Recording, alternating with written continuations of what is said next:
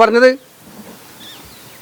നമ്മുടെ പ്രധാനമന്ത്രിയെ നോക്കുകുത്തിയാക്കിക്കൊണ്ട് ഏറ്റവും തന്ത്രപ്രധാനമായിട്ടുള്ള രാജ്യത്തെ ബാധിക്കുന്ന പ്രശ്നങ്ങളിൽ പോലും അമേരിക്കൻ പ്രസിഡന്റാണ് പ്രഖ്യാപനം നടത്തുന്നത്.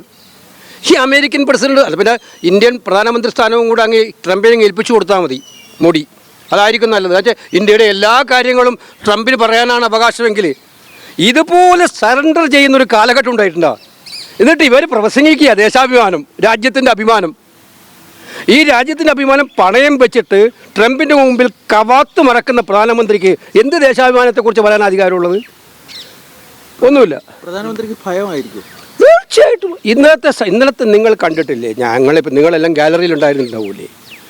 ഭയമല്ലെങ്കിൽ ഞാൻ ചോദിക്കട്ടെ, രാഹുൽ ഗാന്ധി ഇത് പറയുന്നു, അവർക്കത് നിഷേധിക്കാമല്ലോ, അവർക്ക് മറുപടി പറയാമല്ലോ.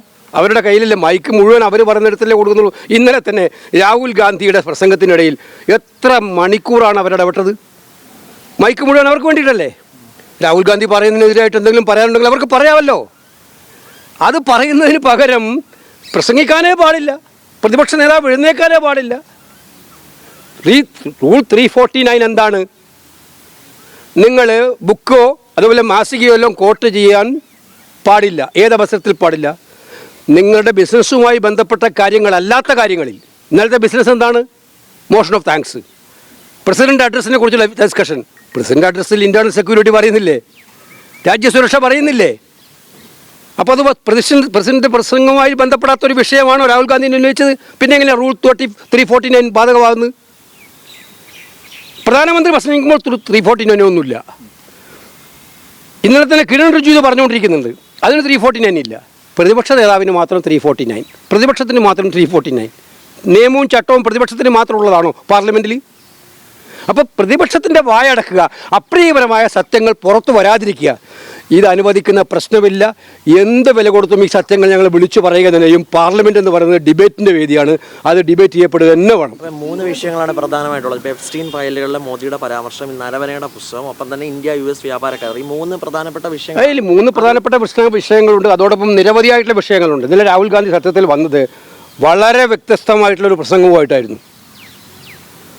വളരെ വ്യത്യസ്തമായൊരു പ്രസംഗമായിട്ടായിരുന്നു ഈ സർക്കാരിനോട് കൃത്യമായിട്ട് പറയാൻ. ഇതെല്ലാം വിഷയങ്ങളാണ്, താങ്കൾ പറഞ്ഞ 3 വിഷയങ്ങൾ. അതോടൊപ്പം രാജ്യത്തിലെ ചെറുപ്പക്കാരുടെ ജനങ്ങളുടെ പ്രശ്നങ്ങൾ, വളരെ സങ്കീർണമായ പ്രശ്നങ്ങൾ അവതരിപ്പിക്കാനും കൂടിയായിരുന്നു വന്നത്. ഇന്ന് പ്രസംഗിക്കാൻ തുടങ്ങുമല്ലോ, നമുക്ക് നോക്കാം. എന്ത് റൂളിങ്? പ്രതിപക്ഷ നേതാവ് പ്രസംഗിക്കാൻ പാടില്ല എന്നാണോ റൂളിങ്? പിന്നെ അങ്ങനെ പറയട്ടെ, പ്രതിപക്ഷ നേതാവ് ഈ പാർലമെന്റിൽ പ്രസംഗിക്കാൻ പാടില്ല. ഇത് റൂളിംഗ് നടന്ന ആ റൂളിംഗ് അനുസരിച്ച് പോകണമെന്നാണോ പറയുന്നത്? ഞങ്ങളിപ്പോൾ ഇപ്പം MP-മാരുടെ മീറ്റിംഗ് കൂടെ നടക്കാൻ പോകും. ശബരിമല കേസിലെ ഈ പ്രതികൾക്കെല്ലാം ജാമ്യം കിട്ടുന്ന ഒരു അവസ്ഥയിലേക്ക്, ആ കേസ് തന്നെ ഇല്ലാതാകുന്ന ഒരു അവസ്ഥയിലേക്ക് വരികയാണ്. എന്താണ് അതിനെക്കുറിച്ചുള്ള ഒരു അഭിപ്രായം? അത് നേരത്തെ തന്നെ നമ്മൾ പറഞ്ഞതല്ലേ, SITയുടെ മേലെയുള്ള സമ്മർദ്ദം എന്താണെന്ന് ഓരോ ദിവസം കഴിയുന്നത് വ്യക്തമായിക്കൊണ്ടിരിക്കുകയല്ലേ. 90 ദിവസം കഴിഞ്ഞാൽ സ്വാഭാവിക ജാമ്യം കിട്ടുമെന്നുള്ളത് ആർക്കാ അറിയാത്തത്?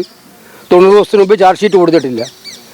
ഇതൊക്കെ തന്നെ കൃത്യമായിട്ടും പ്രതികളെ സംരക്ഷിക്കാൻ വേണ്ടി SITയുടെ മുകളിലുള്ള സമ്മർദ്ദമാണ്. എന്തായാലും ഹൈക്കോടതി ഇതൊക്കെ നിരീക്ഷിക്കുന്നുണ്ടല്ലോ, എല്ലാ ദിവസവും ഹൈക്കോടതിയിൽ നിന്ന് ഒബ്സർവേഷൻ നമ്മൾ കണ്ടുകൊണ്ടിരിക്കുന്നുണ്ട്. ഹൈക്കോടതി തന്നെ രക്ഷിക്കേണ്ടി വരും, ഇക്കാര്യത്തിൽ നടപടി എടുക്കേണ്ടി വരും.